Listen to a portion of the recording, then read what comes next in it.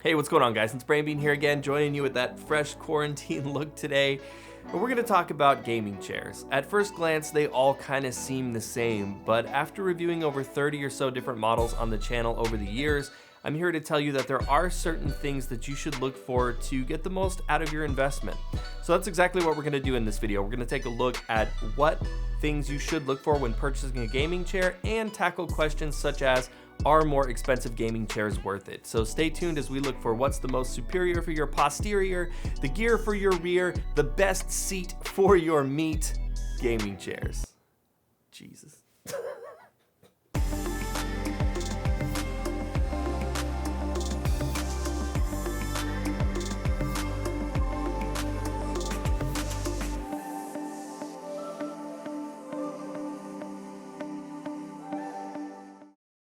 Now, before we dive into the meat of this video, I just want to mention that I have done a ton of different reviews and comparisons over the years. I'm going to link some of my favorite or more recommended models down in the description for you if you guys want to go more down the chair rabbit hole after this video. Over the course of my reviews and comparisons, I basically figured out that it comes down to two main criteria for a good gaming chair: good quality materials and good ergonomics. So naturally, you're going to want to try to find the best blend of both of these factors to get the best experience possible.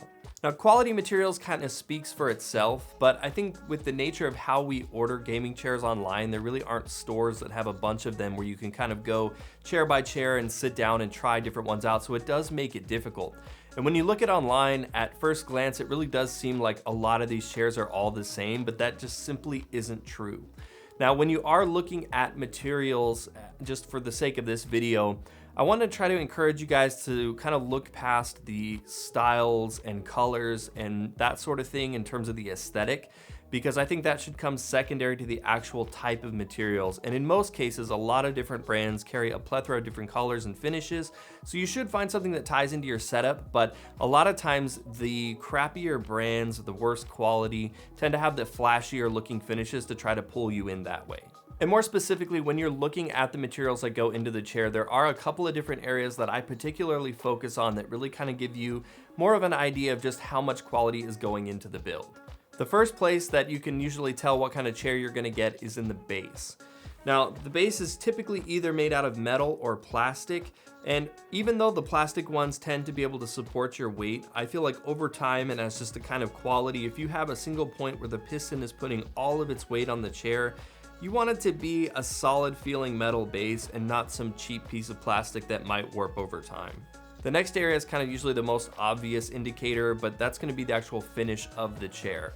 Now, 99% of the time, this is going to be some kind of polyurethane leather, which is sort of a plastic synthetic leather, but you can also find them in Napa leather or calfskin leather. You can get them in a soft weave kind of fabric material or in a mesh that you might see in a more ergonomic office chair kind of style. And when it comes to choosing a finish type, this is a pretty important decision, as the breathability, spill resistance, a lot of this kind of stuff all plays into the finish of the chair, as well as this is where a lot of the price is going to come from too. Obviously, the genuine leather ones are going to be more expensive than the really cheap polyurethane leather.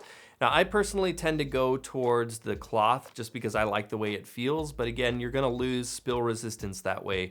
And so these are things that you should consider. Now, particularly on polyurethane chairs, this is an area where you guys need to be kind of careful, because not all polyurethanes are equal, and some are going to be very cheap, plasticky feeling, not a lot of breathability, very slippery, kind of like feels like a toy almost, versus the really high quality polyurethane chairs are going to be a lot more breathable, a lot more flexible, conform to your body, and distribute heat better.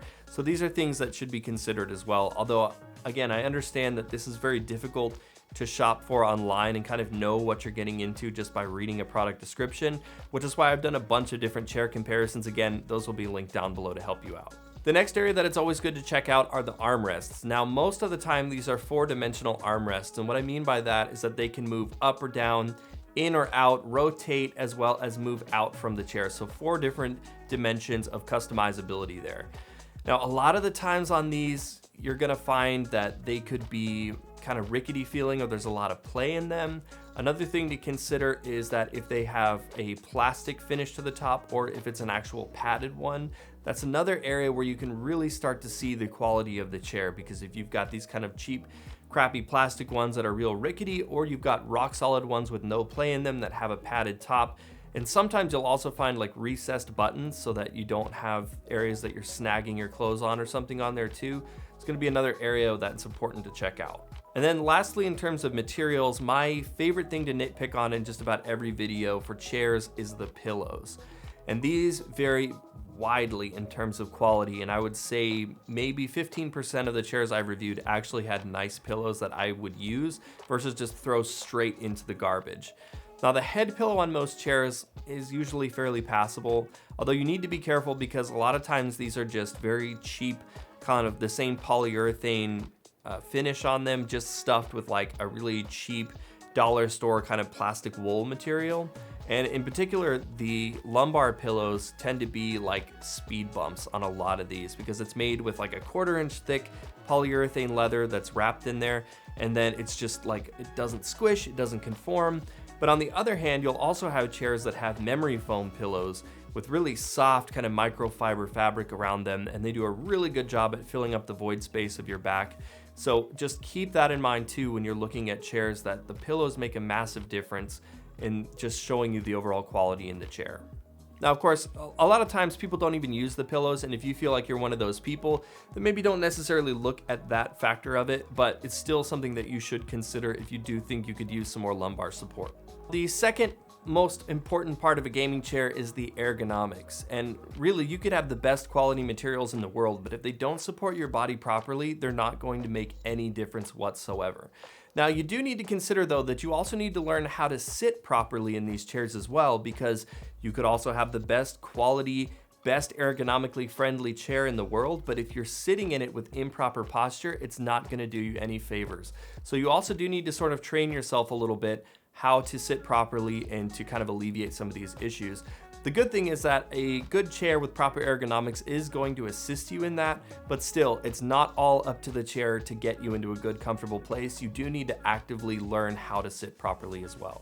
Now, when we talk about ergonomics, this is a lot of the areas where a lot of the different features of the chair are going to become a lot more apparent. Things like built-in lumbar support gauges like the SecretLab Titan has, where you can crank down on it and it will push into your back a little bit more or recess out. And ultimately what a lot of this stuff means is just the ability to conform your body to the chair. So the more customizability, the better. Whether you can raise or lower the backrest, you can push the seat of the chair in or out, being able to recline back, raise and lower the piston, change the armrest configuration. All of these things make the chair kind of tailored to your specific body, which is going to make for the best experience. And that kind of leads me to picking a chair that fits you comfortably and properly is a huge part of the formula. And so when you look at brands like SecretLab offering chairs in 3 different sizes, or Vertagear with their size configurator on their website will help you plug in your height and weight, which will give you the best chair for your body type. And this is a really important decision that I think a lot of people kind of overlook, but it really is important that you look at the height and weight requirements and recommendations on these chairs, because you need to get a chair that's going to fit your body type right. Otherwise, a lot of the different ergonomic features and things that are built into the chair just aren't made for your body, which is going to clash and cause tension and ultimately just result in an experience that isn't good. So let's talk about one of my favorite questions concerning gaming chairs. Are more expensive gaming chairs worth it? The short answer there from me is yes and no. And like a lot of things out there, you get diminishing returns. And I would say in the chair market, it's around the $550 mark, somewhere around there. And what I mean by that is the more money that you put into it, the less return you're gonna see in terms of comfort. Now, I've reviewed chairs on this channel all the way up to $1,300 for the Vertagear Triiger 350 Special Edition, to $1,100 for the LFGaming Stealth all memory foam chair, and I've reviewed $150 super cheap budget Amazon chairs. And I think the sweet spot in terms of money that you could pay for a really premium experience are probably around $400 to $450, unless you have specific back problems or medical needs that can justify you spending over $1,000 on a chair. Now, like anything else, if you've got the money to spend on it and you just want the creme de la creme experience, then yeah, you will notice a difference in the really expensive gaming chairs. But do you need to spend that kind of money to get the best experience possible, or maybe not the best experience possible, but a really good experience? then I would say not really, because there's a lot of areas in our computer gaming setups, you know, in just your whole battle station in general, where dropping that $1,000 is gonna be a lot more beneficial to you, like in the actual hardware of your PC, for example. And lastly, I want to leave you guys with a couple of recommendations of mine to kind of lead you down the path into an area where you might be able to start finding chairs that are right for you.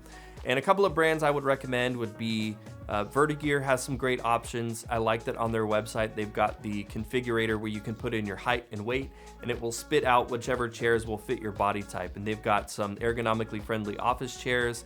They've got some regular gaming style chairs. There's a lot of different variety there. And I've actually used their Triiger B350 as my daily driver for the last 2 years. So highly recommend those, but they do get pretty pricey. The next one is my most recommended by far out of any chair brand, and that's SecretLab. I think just from the way their stuff is packaged, the quality materials, the ergonomics, you won't find anything better for the money. Now, disclaimer here, I do a lot of sponsored stuff with SecretLab. The links for the reviews you'll find in the description of this video were actually all done before I even started doing sponsored stuff with them.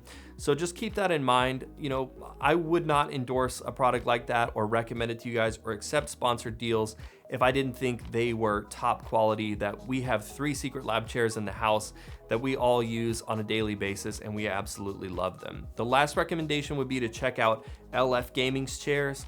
Now, these are pretty expensive, but they are very, very comfortable, very, very high end. But again, you're gonna be paying well over $1,000 for these chairs. So just, you know, kind of keep that in mind. Some brands to stay away from. I will tell you guys, I am not a fan of eWin's chairs or Anda seats. They are not comfortable. They feel like rocks. And like when I was at E3, the eWin booth, they use a bunch of girls and all this stuff to kind of lure people into the booth. And when you see people using bikini-clad girls to lure you in to check out their chairs, chances are there's probably not good stuff going on there when they're trying to pull the wool over your eyes. So just kind of avoid those brands would be my recommendation.